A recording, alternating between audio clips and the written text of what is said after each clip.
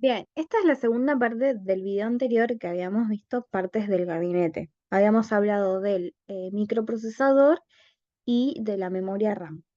Lo siguiente a tener en cuenta y que también es una parte importante de nuestro gabinete, porque recordemos ahora que ya no viene el gabinete aparte, sino que viene todo incluido en uno o en la Only One, ¿sí? Es la placa madre.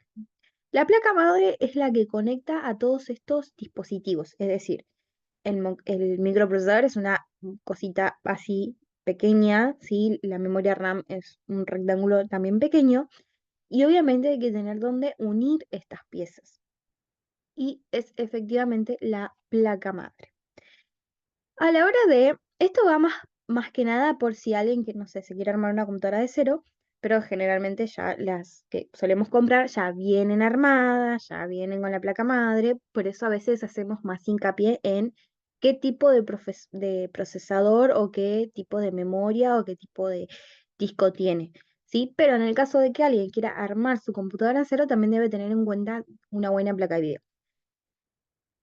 Algo que podemos tener en cuenta es si tiene ranuras de expansión o más slots. Aquí llamamos slot a las ranuras de expansión. ¿Y para qué nos sirven esas ranuras de expansión? Bueno, por si, no sé, yo me compré una placa madre, ¿sí? Y tiene dos slots o dos ranuras de expansión más. En una va a ir la RAM que yo tengo, sea de 8 gigas, de 6, ¿sí? Siempre es recomendable de 6 en adelante. Y por X motivo, no sé, dentro de un par de un tiempo necesito expandir más la memoria RAM, por ejemplo. Y supongamos que yo tengo una memoria de 8 gigas. ¿Qué voy a hacer? No voy a comprar una memoria de 16 gigas. No, ya tengo una de 8 y mi placa madre tiene un slot o una ranura de expansión. ¿Qué hago? Me compro otra de 8 gigas.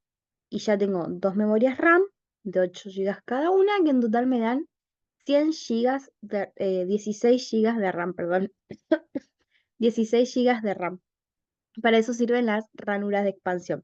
Si yo no las tengo, entonces si yo no tuviese ranuras de expansión, tendría que comprar una memoria nueva directamente ya de 16 o 32 o lo que quiera.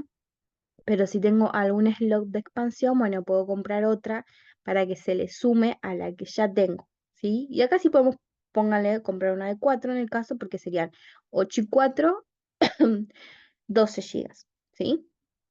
Otra cosa importante también a la hora de tener en cuenta es qué tipo de memoria de almacenamiento tiene.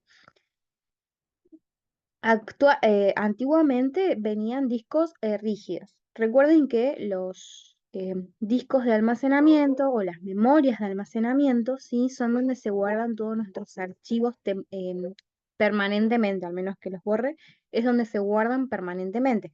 En la RAM se almacenan temporalmente, mientras la máquina reciba corriente. Una vez que la máquina se desenchufa o se apaga, todo lo que se estaba almacenando en la RAM se pierde, ¿sí? Por eso es una memoria de acceso aleatorio, una memoria que mientras está enchufada mantiene los datos, pero cuando pierde corriente se libera, ¿sí?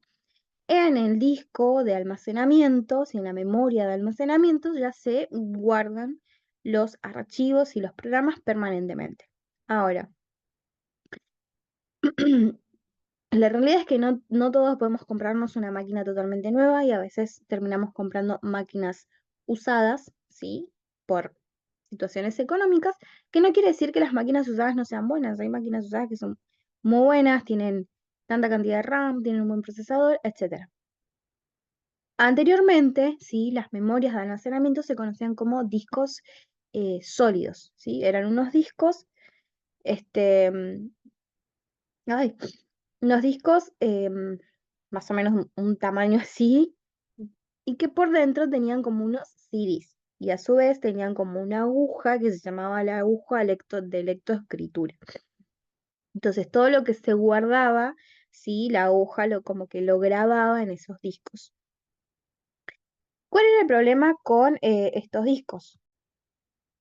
El problema con estos discos, sí, era que al ser mecánicos, porque tenían estos dos platos como CDs y tenían una aguja que hacía de lectoescritura, es decir, grababa o escribía lo que nosotros guardábamos y leía lo que ya teníamos guardado, era que al ser un sistema tan mecánico, cualquier golpe o cualquier inconveniente, sí, se rompía y se perdía lo que estaba ahí adentro. Esto va evolucionando y se reemplazan estos discos rígidos por los discos de estado sólido, ¿sí? Que son discos más pequeños, ¿sí? Que no son tan mecánicos, es decir, no tienen estos discos que tenían la memoria rígida, ¿sí? Es más como parecido a una memoria flash, que en el caso de que se golpee o mi máquina se caiga por X razón, no se pierden los datos, ¿sí? Además que ya tienen como mucho más espacio, ¿sí? Los discos rígidos solían tener entre 500 megabytes, pero las memorias estas de estado sólido ya vienen con 124 gigas, 128 gigas y de ahí 1 tera, de ahí en adelante, ¿sí? Em, También tener esto en cuenta a la hora de que si queremos cambiar nuestro equipo o armar uno nuevo, qué tipo de almacenamiento tiene. ¿Tiene un disco de estado rígido o un disco de estado sólido? ¿Sí? Las más viejitas vienen con, o venía con los discos los discos rígidos. Ya las más nuevas vienen con memorias de estado sólido.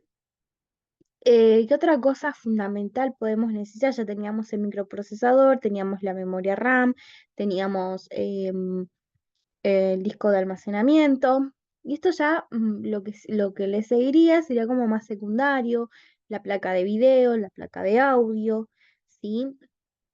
Obviamente que, no sé, las personas que juegan videojuegos en línea, ¿sí? Que son videojuegos que consumen muchos recursos, y cuando hablamos de consumir muchos recursos quiere decir que ocupan mucho espacio en la memoria RAM, que ocupan mucho, tienen muchos gráficos. Recuerden que los videojuegos de ahora tienen muchos gráficos, es por eso que se ven tan realistas a la hora de jugarlos, ¿sí? Quiere decir que consumen mucho recurso. Para esto es necesario tener una buena placa de video, ¿sí?